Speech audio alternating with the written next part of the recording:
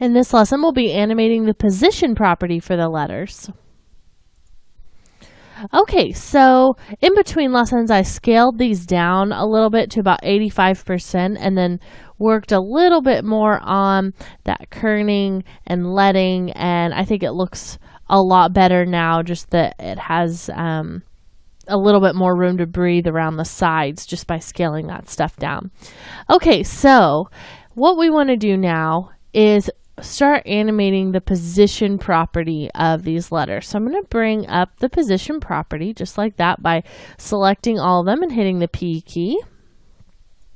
And what I want to do here is, when we're at the very beginning, nothing is visible, and then they kind of come in.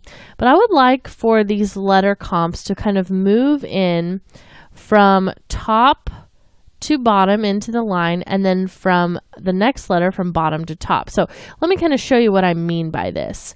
This is where I want the letters to end up, as exactly as they are now. So what I can do is just select all my letters and go ahead and hit that position stopwatch. And I've done it way too far out. It's taking 2 seconds. That's probably going to be way too long, but it's okay.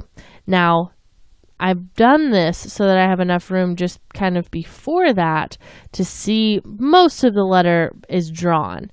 And then what I can do is just kind of start pulling this up and pulling this down. And I want to be careful that it doesn't overlap with the next letter. And I want to be careful that wherever they end up, it's about the same length of the letter. Now, this doesn't have quite as much room to play with, so it won't go as far. Now, if you don't want for the T to go as far either, if you want it to be just kind of a half line, you could move that down a little bit, just like that.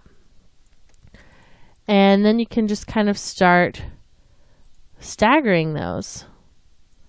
And I wouldn't say that you have to go in and do this where you're figuring out the value and plugging that in, just because this part is kind of just meant to be fun, and they're going to be staggered anyway whenever we move the layers later on. So don't really worry too much about trying to get this part to be totally perfectly aligned at the top. You can eyeball it and still be fine. Okay, let's move down to our next set of letters. It's going to be the F. So if this one went up, then I want this one to go up because I want to take its place. So I don't want to go up too awfully high, just maybe right about there. And then we'll just continue that little stagger. And you can see now I'm aligning kind of right along there.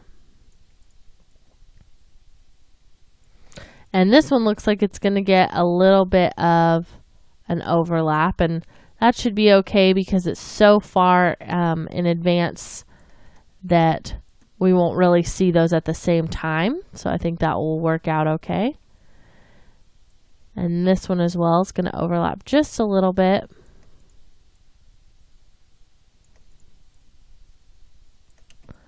Okay, almost done. Now this one is going to be more difficult to get to stagger properly. So I'm going to pull this one down first, and then this one up, down, up on this one, just kind of trying to align it to that first H that we had there.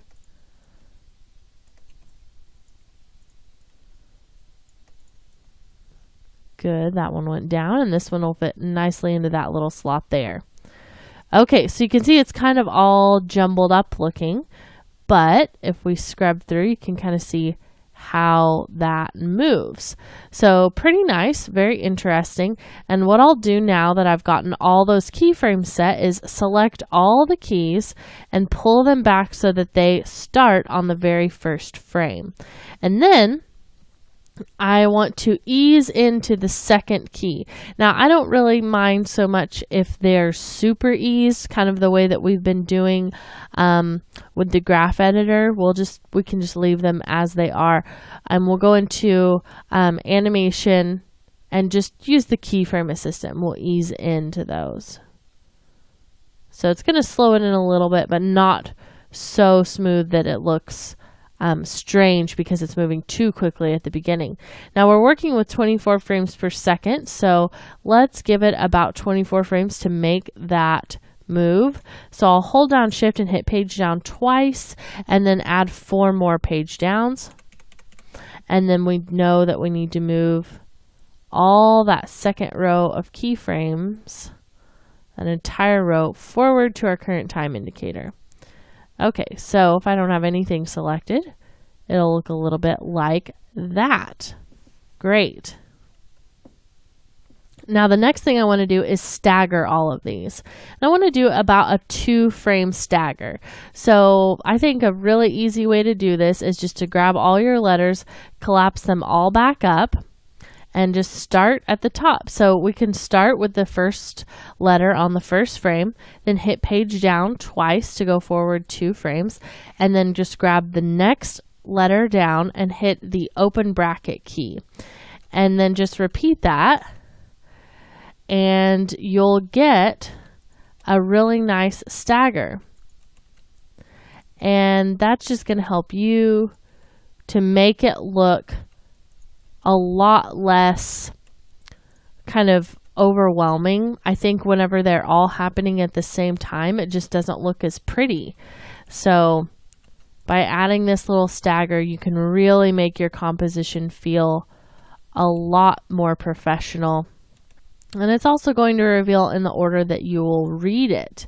So it also makes it easier to read, and also just to take in the animations of each individual letter. You can't really appreciate them when they're all happening at the same time. It just kind of looks like a few little lines drew on. You can't